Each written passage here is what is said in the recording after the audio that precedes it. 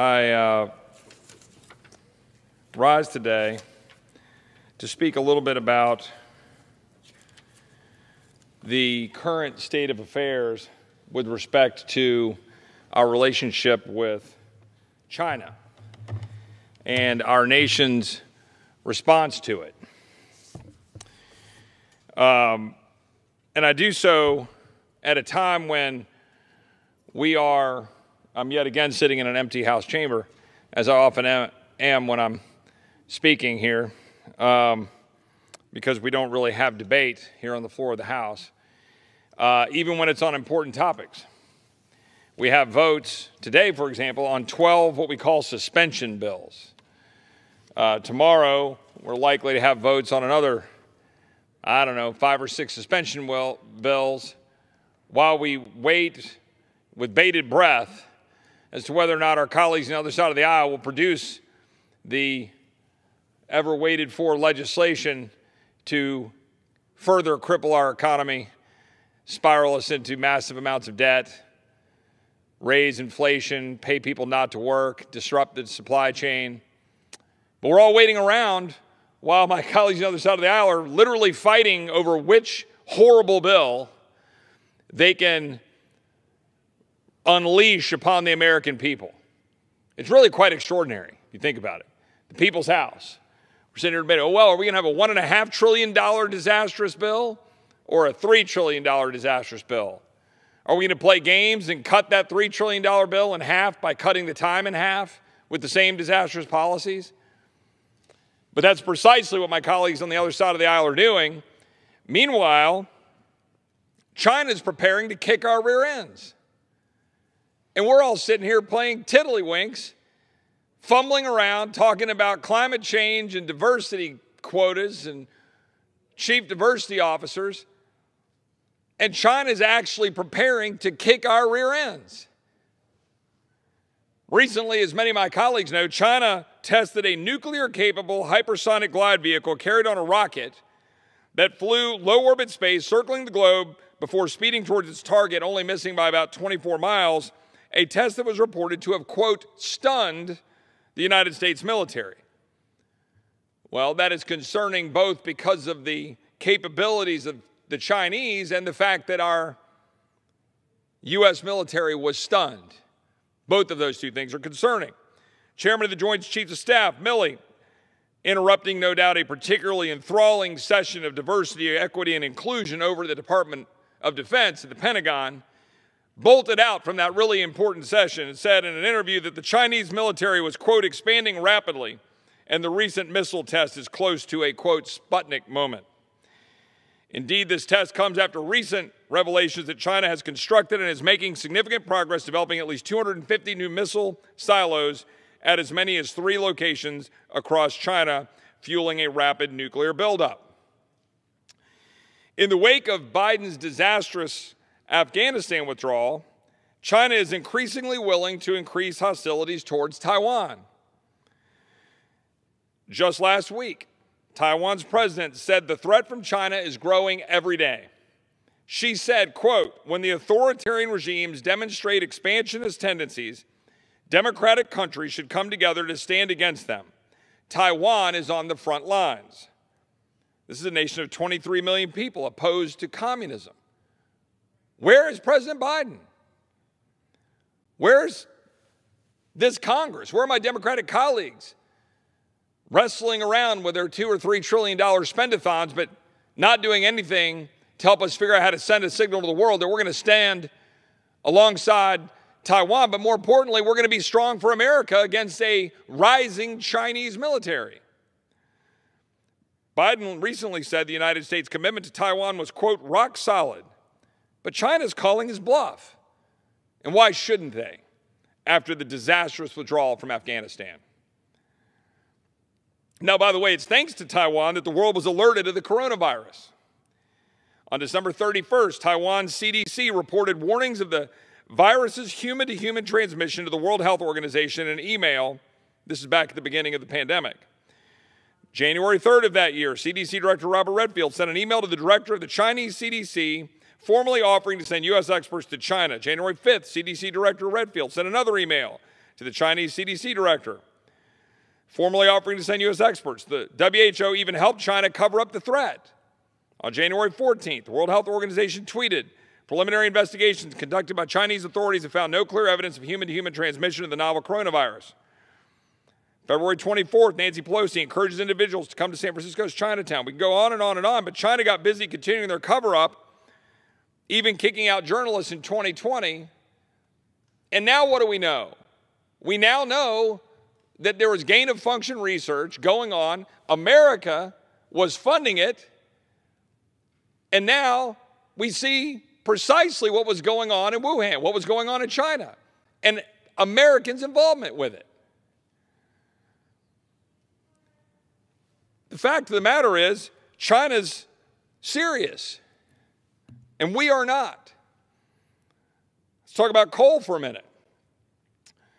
China's not taking part in the climate hysterics currently taking place in Glasgow, and is not undercutting its own supply of reliable energy like we are. Why might that be? Because China knows they need reliable power to kick our rear ends, while we sit around fumbling around with the President of the United States taking cold baths in Scotland. According to Time, China is planning to build 43 new coal plants while we are rapidly decommissioning coal plants here at home, not advancing clean-burning natural gas. Not moving nuclear power. No, we like to live out in unicorn land where we're going to have nothing but wind and solar powering up our entire grid. That has not been working out so well for us. All so we can go down this fiction that we're going to drive down CO2 by allowing the Chinese to do whatever the hell they want to do while we undermine our own national security, our own energy policy, and drive people into energy poverty. They are using, the Chinese are, that coal to produce the manufactured goods we consume in the United States, including 80% of our solar panels. By the way, the rare earth materials we just gave up in Afghanistan by abandoning Bagram means we can't even compete on that stage, even if you want to live in unicorn land where my colleagues on the other side of the aisle do, where you can have all of your power come from solar and wind in the year 2021. And literally my colleagues are in a dispute and a fight about how crazy green can the infrastructure bill they want to advance or the reconciliation package they advance be. Meanwhile, China leads the world in emissions, but they got 43 coal-fired plants tuned up. But what all these geniuses over in Scotland do, they go, well, China has promised they're not going to build coal-fired plants in other parts of the world. I mean, you literally can't make up how stupid a leadership of a country could possibly be than what we currently have in this country. See, let me tell you, I could come up with every possible way to weaken our country, every possible way to make this country exposed on the world stage. I don't think I could come up with a better plan than what the current administration and my colleagues on the other side of the aisle and this body are doing. I think it'd be a great contest. What could they do that's worse than driving us into energy poverty, taking away our ability to compete on the worldwide stage, developing clean-burning natural gas, exporting that, instead of literally having the President of the United States currently begging OPEC to open up more oil and more energy supplies? I'm not even sure how you can put into words how unbelievably pathetic it is for the United States of America to be on the world stage begging for energy supplies when we sit on a bed of fossil fuels that we could use to power this world. We have all the technology in the world to develop nuclear power, and yet we're not doing it. Meanwhile, China is importing 800,000 barrels of Iranian crude per day. Well, isn't that great? So we've already talked about that the president is hanging out over in Scotland taking cold water baths, mumbling unintelligibly about antitrust and animals. I couldn't even understand the speech today. While congressional Democrats are in a death fight over their trillions of dollars of spending. And most troubling of all, our Department of Defense is in a race, but it's not in a race to beat China. It's not in a race to beat Iran or to stand next to Israel or make sure we've got the strongest fighting force in the world. No, no. The brilliance of the brass over the Pentagon and the Democratic leadership in the White House and in this body and in the Senate, it's in a race to train our soldiers the finer points of critical race theory and climate ideology. I mean, you really can't even make this stuff up. It's been 64 days since President Biden's disastrous withdrawal from Afghanistan. And there still has been zero accountability for the President, Secretary Austin, NSA Advisor Jake Sullivan, General Milley. Do we ever talk in this body? I mean, how many times have we come down here and we emote about whatever horror has gone on in the world? We do it all the time. Have we talked about the drone strike that killed 10 people, including 7 children? Something that would largely qualify as a war crime? Where are my colleagues on the other side of the aisle? Coming down here and beating their chest about the horrors of war crimes. Oh, I remember what they were saying when President Bush was in office in the wake of 9/11. I remember all of the protests. Where are the protests for this dead family? Is this the robust over-the-horizon counterterrorism strategy that they like to hawk and talk about so much? That the American people are supposed to trust? There's an unknown number of American citizens. I read reports of over 100, 200, 400 still stranded in Afghanistan. 13 Marines that were killed, as we know. $85 billion worth of U.S. taxpayer-funded defense assets. The Taliban have some number of those. Access to biometric database of our Afghan allies. Control of over $800 million United States Embassy in Kabul. Bagram Airfield. Here, go ahead, take it. And now President Biden plans to send $144 million additional dollars to Afghanistan. For what? But it's not only just abandoning Afghanistan, it's empowering the Taliban. And now our other adversaries. Hamas praised the Taliban for causing American downfall in Afghanistan and said, quote, "We congratulate the Muslim Afghan people for the defeat of the American occupation on all Afghan lands, and we congratulate the Taliban movement and its brave leadership." China capitalized, saying, quote, "A lesson that Taiwan needs to learn."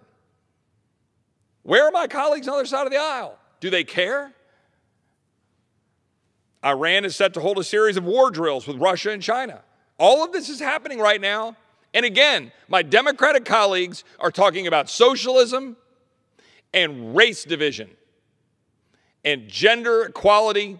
And they don't even like the word equality anymore. It's got to be equity. President Biden is appeasing Iran and walking away from Israel. Biden refuses to stand up to Iran, attempting to rejoin the failed Iran nuclear deal. On October 8th, the Biden administration lifted sanctions on 2 Iranian entities involved in the military missile programs. Over the last 3 months, a report showed that China imported nearly 800,000 barrels of Iranian crude, like I mentioned before, and now refusing to stand by Israel. Our closest ally in the Middle East, the Biden administration wants to reopen the United States Consulate General to Jerusalem to provide separate diplomatic outreach to the Palestinians, directly undermining Jerusalem as Israel's eternal capital. Rejoining the Israel-hating United Nations Human Rights Council. My colleagues on the other side of the aisle don't care. Funneling millions of dollars into UNRWA that continues to undermine the very existence of Israel. Now Congress, in its infinite wisdom, both sides of the aisle, by the way, my colleagues on my side of the aisle, are 2/3 of whom are guilty of this as well, saying we need to not only give the Pentagon their NDAA, National Defense Authorization Act, their authorization, we are given another $25 billion of authorization. We're not going to get anything out of Milley. We're not going to get anything out of Austin. We're not going to get the brass down here and say, hey, what in the world happened in Afghanistan? Or can you explain what you're doing with all of your chief diversity officers and climate education? No, we're just going to throw them a whole bunch more money. And again, to my Republican colleagues and to my constituents and to all Americans, this isn't done yet. Make sure your senators and your members of Congress know precisely how you feel about authorizing a massive defense authorization that gives more money to the Department of Defense with no accountability for Afghanistan and that drafts our daughters. Yes, ladies and gentlemen, in the infinite wisdom of your leaders in Congress and in this administration, the plan is to have our 18-year-old girls, including my daughter, who's 10, have to go down and go sign up for selective service. Most Americans I talk to don't want that. They sure as heck don't want that buried in a whatever 1,000-page bill of $800 billion of defense spending. But respectfully, where are my colleagues on this side of the aisle on this? 2/3 of this group voted for this bill because, we can't not support the Pentagon. Well, why can't we not support the Pentagon when the Pentagon is not actually running a military designed to blow things up and kill people the way it needs to in a world where China wants to do us harm, Iran wants to do us harm, Iran wants to do Israel harm? And we're going to focus on adding women to the draft without so much as a debate on this floor or in the Senate? We're going to include gun-grabbing red flag laws to take guns away from our servicemen and women, causing them usually to go hide it, not go seek mental health, not go get help they might need. We're going to promote a radical New Deal, Green New Deal agenda, including a sense of Congress that DOD should select electronic or zero-emission models when purchasing new non-combat vehicles, requiring the Secretary of Defense to submit to Congress their plan to reduce greenhouse gas emissions, praising the Intergovernmental Panel on Climate Change, creating a pilot program on the use of sustained aviation fuel.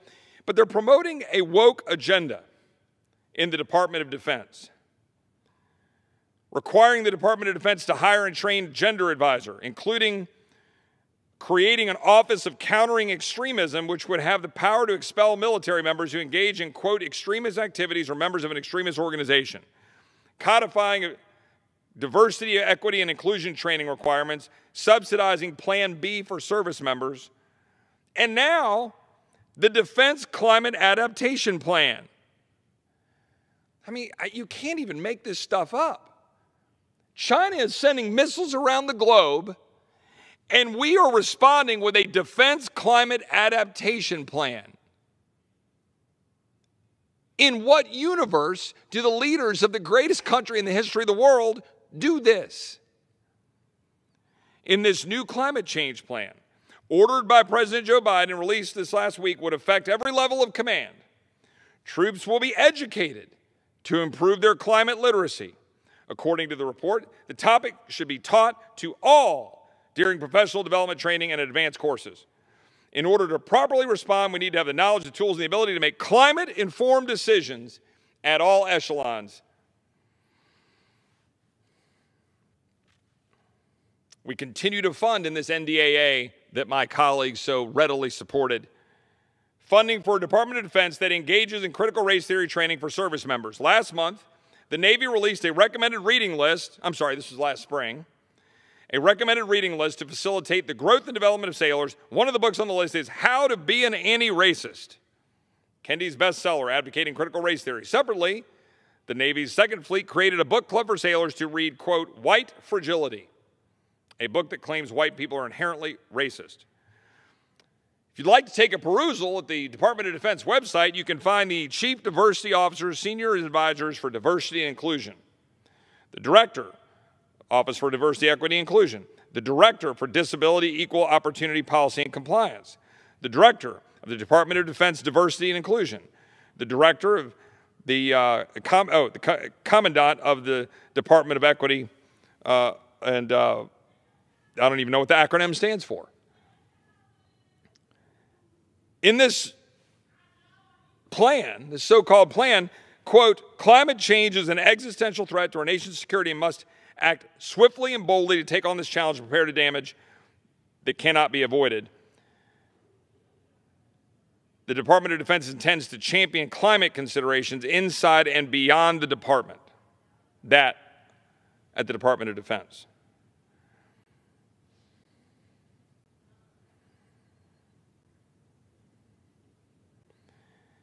The fact of the matter is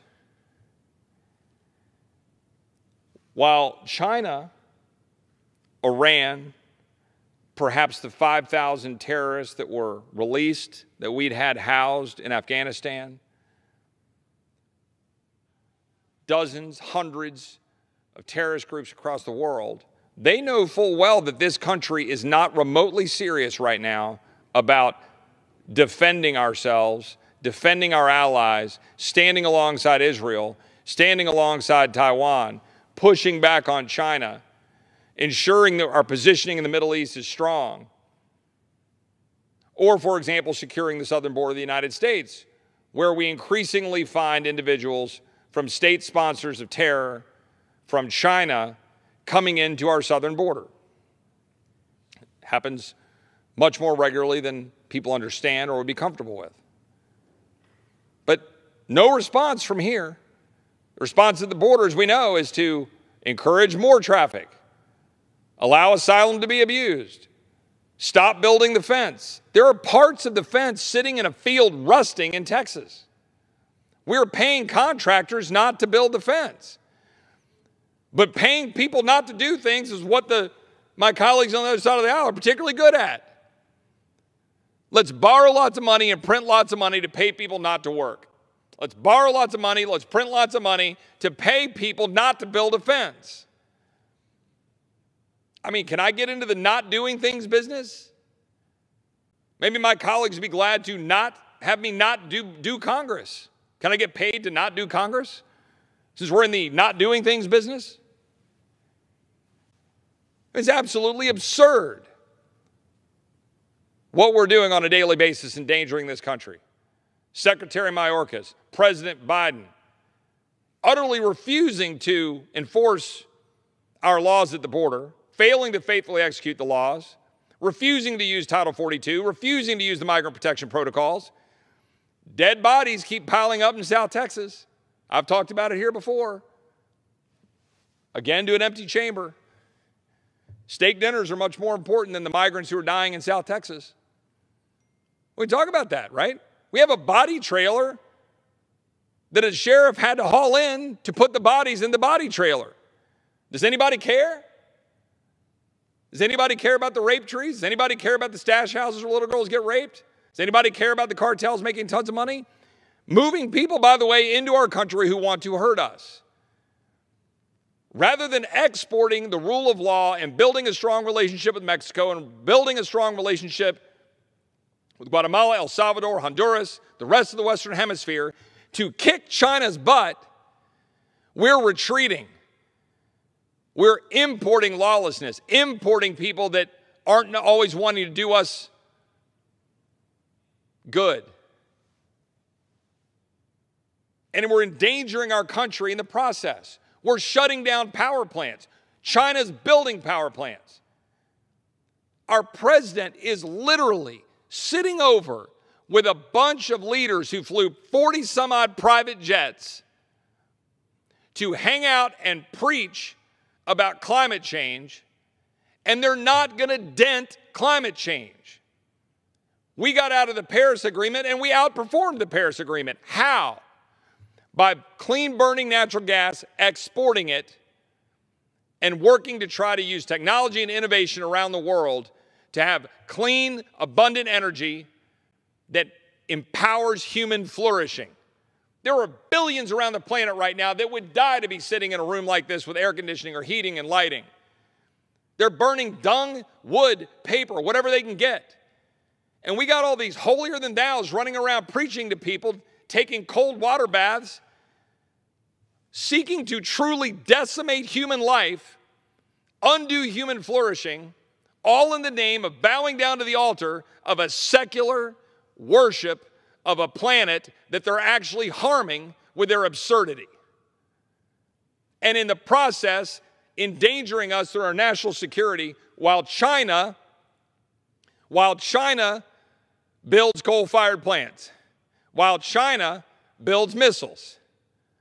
We conduct classes on critical race theory and on climate change. That's what we're doing to our country.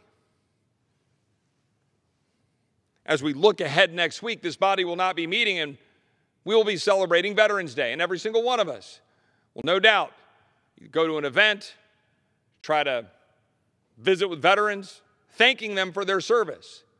But I got to be honest with you. What do I tell those veterans when they come to me and say, was the last 20 years worth it?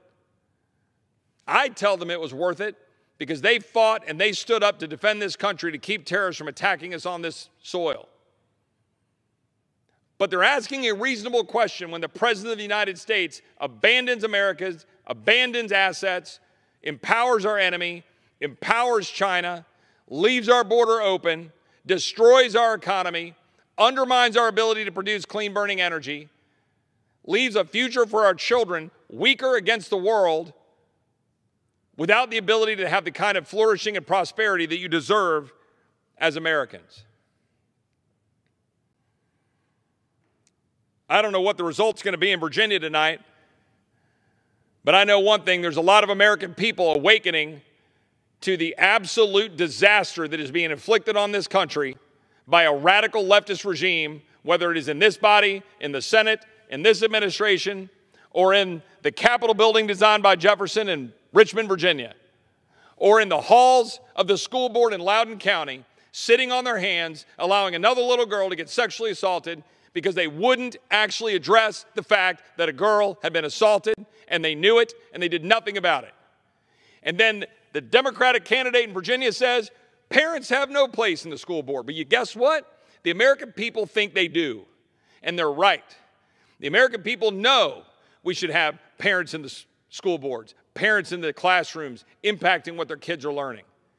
And they don't want to turn it over to leftist radicals who want to remake our country, teach their kids that up is down and down is up. But that's what's happening.